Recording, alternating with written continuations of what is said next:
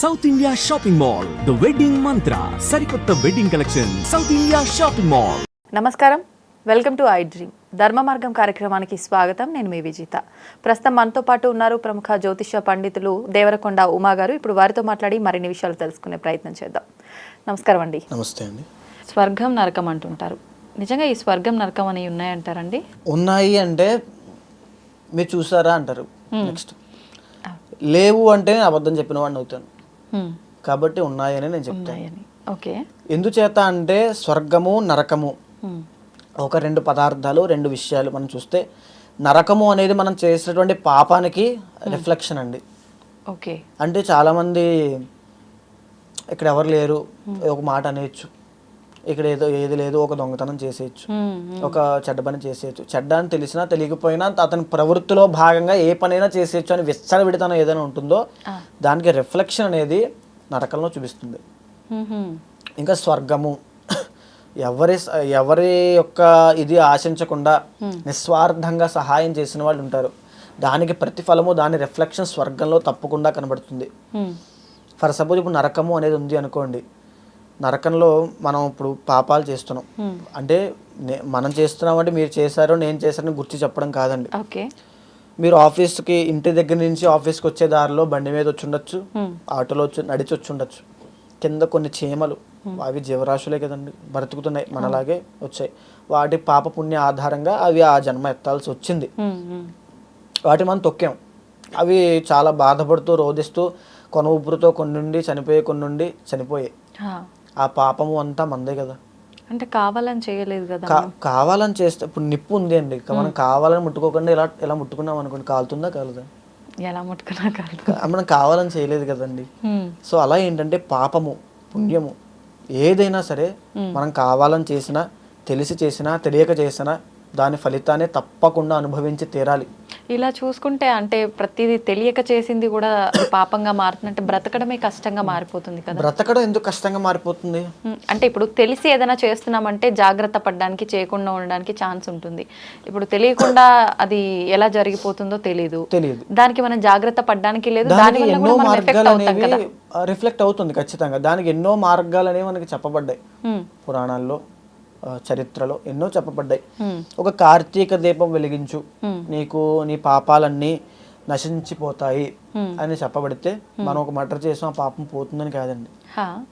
మనం ఏదైతే ఇప్పుడు నేను చెప్పానో తెలుసో తెలియకో చేసినవి చిన్న చిన్నవి, ఈ చీమలు అవ్వచ్చు, మనం బ్రతకడం కోసం కొన్ని జీవరాశులను చంపాల్సి వస్తుంది. ఇప్పుడు అంటే కోడిని మేకని తినడం కోసం కాదండి, దోమలు చంపడం మనం చంపుతూ ఉంటాం, జీవరాశులే. అది వాటి ప్రవృత్తి ఆధారంగా అవి బ్రతుకుతూ ఉంటాయి. పాము ఉంటుంది, మనం జనావాసాల దగ్గరికి వస్తే మనల్ని చంపుతుందని భయంతో మనం వాటిని చంపుతాం. అది ప్రాణే, ఆ పాపం అంతా మందే. సో అలా మనం బ్రతకడం కోసం కొంతవరకు ఆ పాపానికి ప్రాయశ్చిత్తంగా మనం చేసుకునేటువంటి కొంత పుణ్యము మనల్ని కాపాడుతూ ఉంటుంది ఎప్పుడూ కూడా. అది ఖచ్చితంగా జరుగుతుంది. కానీ తెలిసి కావాలని చేసేసి కార్తీక మాసంలో దీపం వెలిగించేసి అంటే అది తప్పు, అది ఉండదు, ఖచ్చితంగా ఉండదు. ఇక్కడ నరకము అని చెప్పబడింది ఏంటంటే ఎన్నో రకాలైన శిక్షలు గరుడ పురాణంలో చెప్పబడ్డాయి. ఈ యొక్క ప్రస్తావన వచ్చింది కాబట్టి నేను ఇప్పుడు చెప్పాలి అనుకుంటున్నానండి. గరుడ పురాణము అత్యంత శక్తివంతమైనది. మనిషి జీవితానికి, మనిషి బ్రతికేటువంటి సమాజానికి, మనిషి యొక్క ఆలోచనలకి అన్నిటికీ దగ్గరగా ఉన్నటువంటి ఏకైక పురాణం గరుడ పురాణము. ఓకే. అది చదివేటప్పుడు మనిషికి ఎవరికైనా ఒళ్ళు గగ్గురుపడుస్తుంది. ఎందుచేత అంటే అందులో ఉన్నటువంటి అన్ని అక్షర సత్యాలు కాబట్టి. మనం ఇంతటి సమాజంలో బ్రతుకుతున్నామా, మనం అదంతా చదివినా మన మీద మనకే ఒక అనుమానం వస్తుంది, నేను ఇవన్నీ ఎక్కడో చేశానే అని. సో ఇక్కడ చాలామంది ఏం చెప్తూ ఉంటారంటే ఒక అసత్య ప్రచారం ఏంటంటే గరుడ పురాణం ఇంట్లో పెట్టుకోకూడదండి, పెట్టుకోవడం వల్ల మీకు చాలా జరుగుతుందండి అని చెప్తారు. కానీ అంతా అబద్ధం అండి.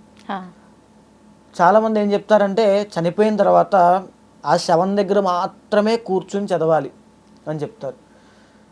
గరుడ పురాణము మనిషి ఎలా బ్రతకాలో చెప్తుంది, ఎలాంటి తప్పు పనులు చేయకూడదో చెప్తుంది. అది ఒక ప్రిన్సిపల్స్ అండి. మనిషి ఎలా బ్రతకాలి అని చెప్పడానికి ఒక సమ్మరీ, ఒక ప్రిన్సిపల్స్. ఇవి నువ్వు చెయ్యాలి, ఇవి చేయకూడదు, డూస్ అండ్ డోంట్స్. ఇవన్నీ బ్రతికున్నప్పుడు చదివి నేర్చుకోవాలి, కానీ చచ్చిపోయిన తర్వాత ఇంకా ఉపయోగం ఏంటండి? అంటే అది వినడం వల్ల స్వర్గానికి వెళ్ళే అవకాశం ఉంటుందని భావిస్తారేమో. అది ఆ రకంగా అయినా కొంతమంది అయినా చదువుతారనే ఉద్దేశంతో చెప్తారు తప్ప, ఓకే, అది చదవడానికి ముఖ్య ఉద్దేశం ఏంటంటే మనిషిలో ఉన్నటువంటి ప్రవర్తన మారుతుంది అని చెప్తారు. సో చాలా మందిని ఎలా కన్వే చేస్తారంటే కేవలం చనిపోయిన శవం తల దగ్గర కూర్చుని మాత్రమే గరుడ పురాణం చదవాలి. ఇంట్లో గరుడ పురాణం ఉంటే ఆ ఇల్లంతా శవాలు దెబ్బైపోతుంది. ఇంట్లో గరుడ పురాణం ఉంటే ఇంకా అది ఒక చీడ పురుగులాగా అయ్యి బాబాయ్ ముట్టుకోవడం కూడా ఏ గరుడ పురాణము అంటే మనం బ్రతకడం కోసం, మనం ఒక మంచి సద్గతి పొందడం కోసం, చనిపోయిన తరువాత మనం మంచి గతికి వెళ్ళడం, స్వర్గం అవ్వచ్చు, మోక్షం అవ్వచ్చు, వాటికి పునాది ఏంటండి? చిన్నపిల్లలు ఉన్నారు, చిన్నపిల్లలకి వాళ్ళకి ఏం చేస్తున్నారో ఏం చేయట్లేదు తెలియదు వాళ్ళకి. వాళ్ళు పట్టినటువంటి చెడు సహవాసమో, వాళ్ళ స్నేహాలో, వాళ్ళ యొక్క పెరిగినటువంటి వాతావరణం ఆధారంగానే వాళ్ళ యొక్క మైండ్ సెట్ అని తయారవుతుంది. వాళ్ళకి చిన్నప్పటి నుంచి గరుడ పురాణం నేర్పిస్తే కనుక వాళ్ళు తెలుస్తుంది, నేను ఇది చెయ్యాలి చేయకూడదు, అబద్ధం ఆడితే ఇలా శిక్ష పడుతుంది, ఒకరిని మోసం చేస్తే అలా జరుగుతుంది, లేకపోతే మోసము అబద్ధం అనేది ఒక చాలా కామన్ జనరలైజ్ థింగ్స్ అయిపోతాయి వాళ్ళకి. సో అలాగా గరుడ పురాణాన్ని ప్రతి ఒక్కరు చదివే విధంగా పెట్టాలి. కానీ కొంతమంది, నేను అందరినీ అనట్లేదు, కొంతమంది మాత్రం ఇంట్లో ఉంటే ఏదో పాపము అరిష్టము అంటారు. గరుడ పురాణము ప్రతి ఒక్కరూ చదవాల్సిందే, ఇంట్లో ఉండాల్సిందే, ప్రతి పిల్లలకి నేర్పించాల్సిందే అండి. ఇది అక్షర సత్యము. శవాల గురించి, ఆత్మల గురించి చెప్పినంత మాత్రాన గరుడ పురాణం అపవిత్రం అయిపోదండి. మనము కూడా ఆత్మ లేకపోతే శవమే కదా.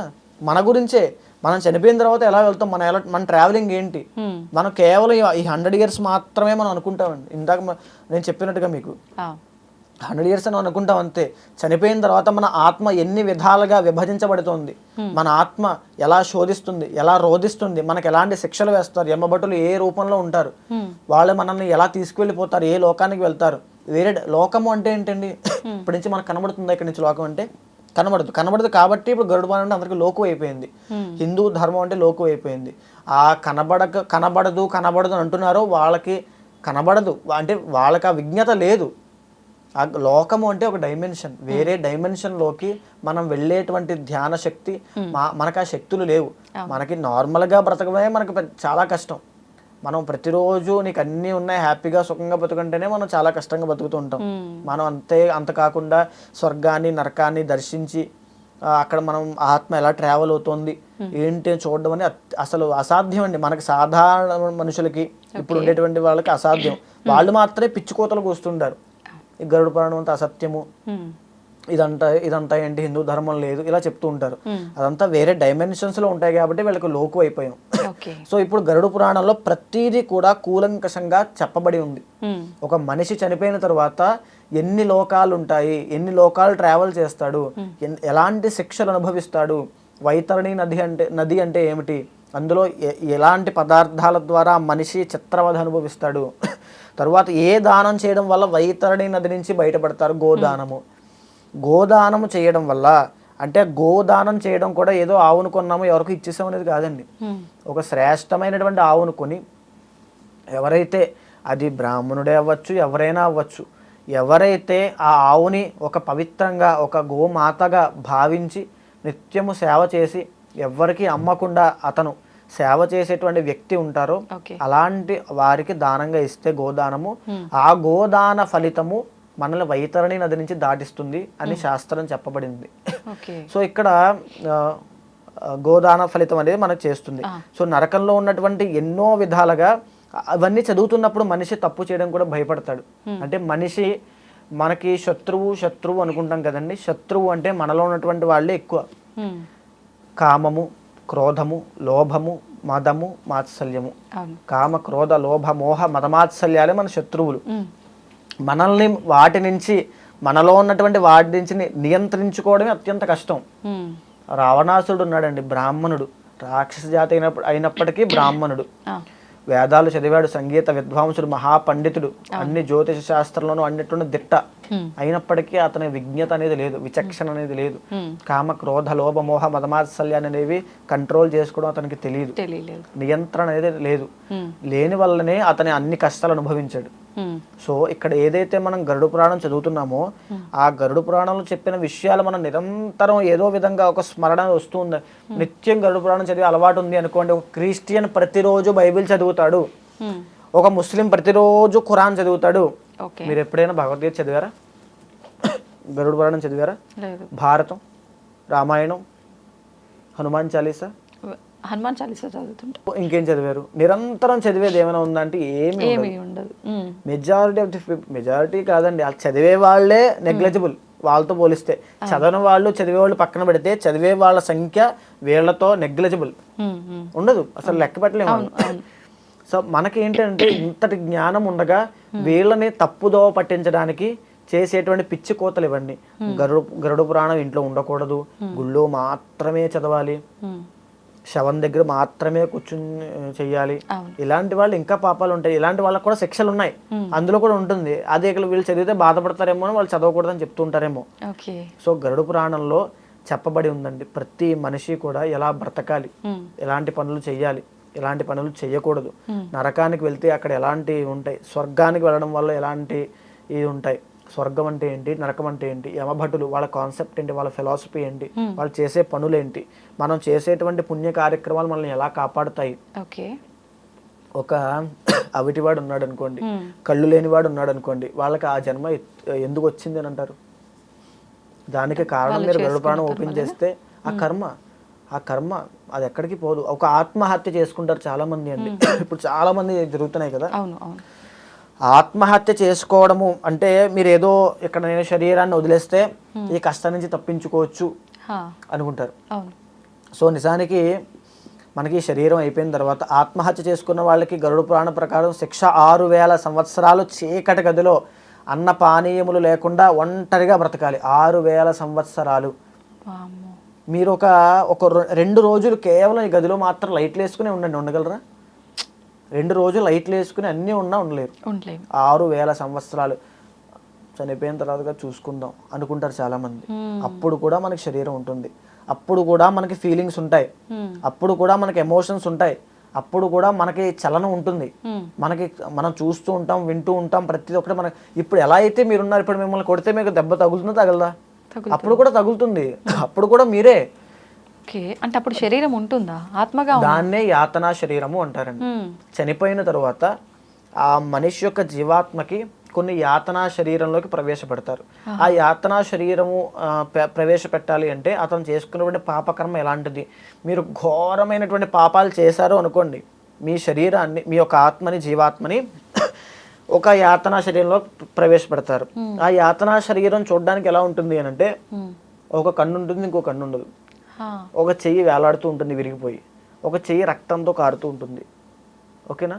ఒక మెడ దగ్గర ఆల్రెడీ గొడ్డలతో నరికితే అంతా రక్తం కారుతూ ఉంటాయి, ఒక కాళ్ళు 2 వేలాడుతూ ఉంటాయి అవిటి కాళ్ళు. అంటే మనం ఇక్కడ భూమిపైన ఉన్నప్పుడు ఏదైతే ఇబ్బందిగా భావిస్తామో అటువంటి శరీరం. మనం ఏదైతే ఏదో ఊరు వెళ్ళినప్పుడు ఒక రెంటల్కి కొన్ని బైక్స్, కార్స్ తీసుకుంటాం కదండి, ఆ కార్స్కి, ఆ బైక్స్కి ప్రాబ్లం ఉంది అనుకోండి, ఆ బైక్ ఎక్కిన మీరు ఒక 20 కిలోమీటర్స్ ట్రావెల్ చేశారనుకోండి, ఆ 20 కిలోమీటర్స్ అయిన తర్వాత బైక్ ఆగిపోయింది, అప్పుడు మీరు ఇబ్బంది పడతారా పడరా?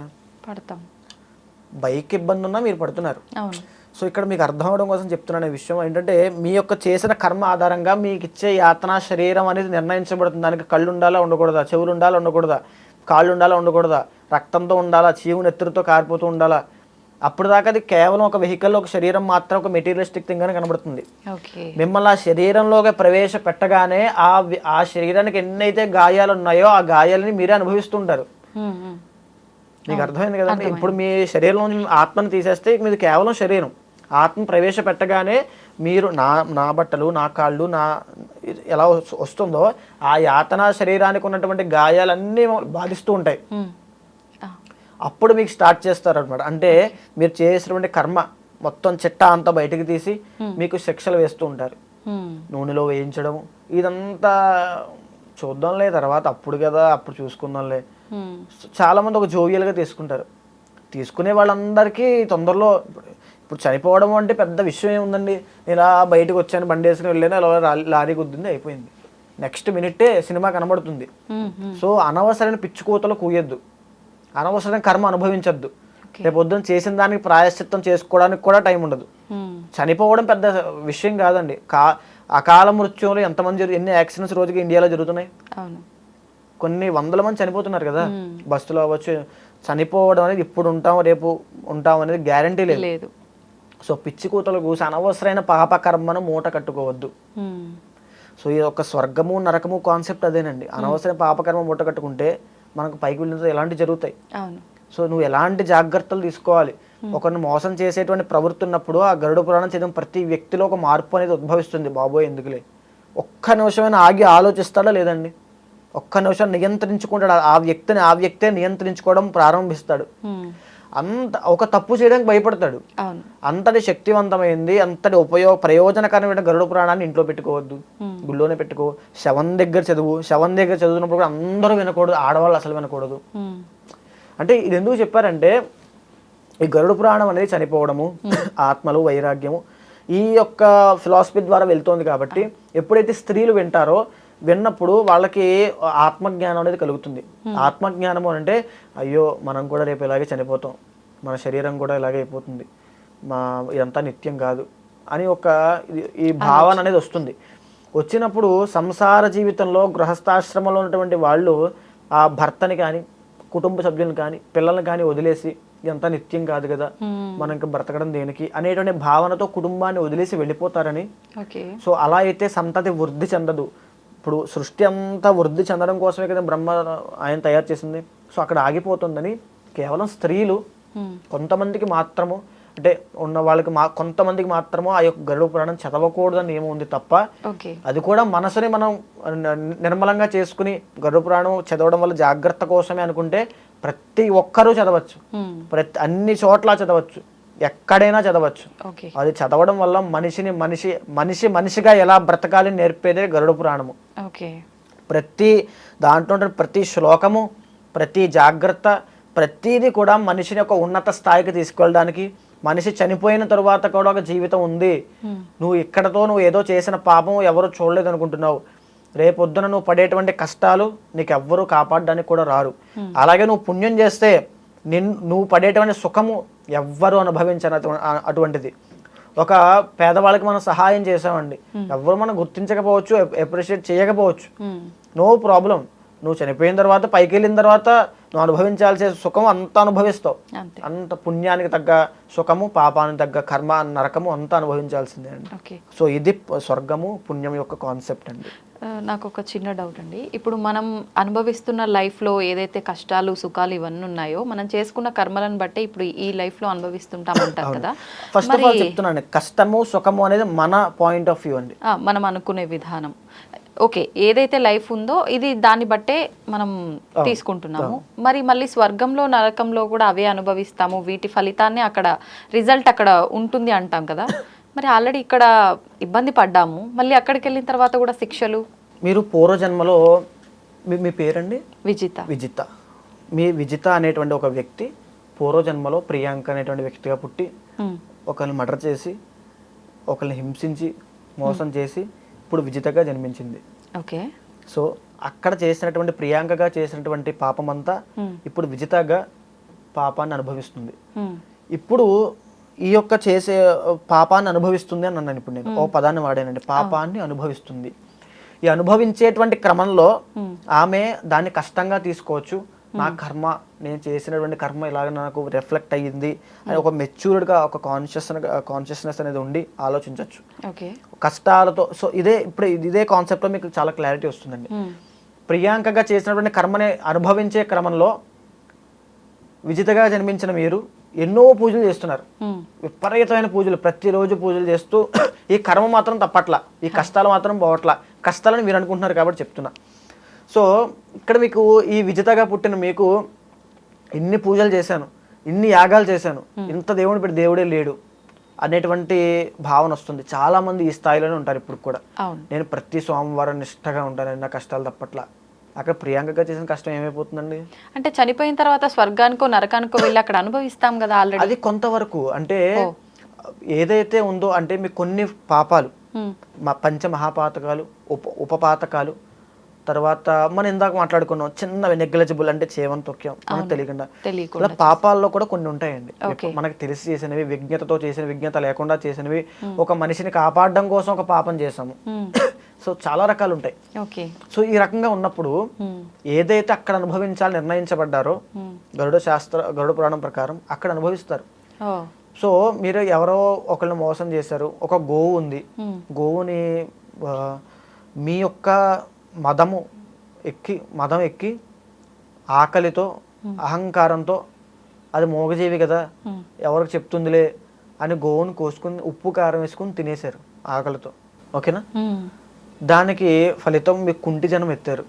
ఓకే, కుంటి జన్మ. ఇప్పుడు నేను నరకంలో అనుభవించేశాను కదండి. కుంటి జన్మ ఎందుకు ఎత్తానంటే దాని పాపము పంచమహాపాతకాల్లో ఒక పాపం ఉన్నది. ఓకే, ఒక గోమాంసం ఎవరైనా తింటున్నారంటే గుర్తు పెట్టుకోండి, చిత్రవధ అనుభవిస్తారు నరకంలో, చిత్రవధ అనుభవిస్తారు. అదేదో ఇప్పుడేదో మీరు అహంకారంతో ఆకలితో ఎవరు చూడట్లేదు కదా ఇవంతా ట్రాష్లే అని ఉప్పు కారం వేసుకుని ఎలా తింటున్నారో రేపు పొద్దున మీకు కూడా అక్కడ ఉప్పు కారం వేసి అలాగే చేస్తారు ట్రీట్మెంట్ కూడా.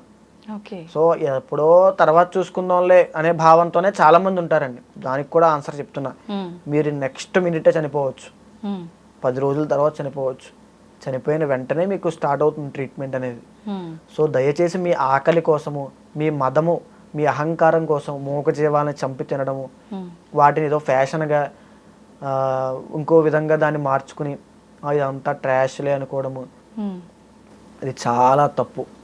గోమాంసము, గోవు చాలా పవిత్రమైనది. గోవుకి సాక్షాత్తు భగవంతుడు కూడా నమస్కారం చేస్తాడు. గోవుని సంరక్షించేవాడు కృష్ణుడు. కృష్ణుడు కూడా గోవుని రక్షించడానికి కోసం ఆయన ఒక అవతారంలో చూపించాడు గోపాలకుడిగా.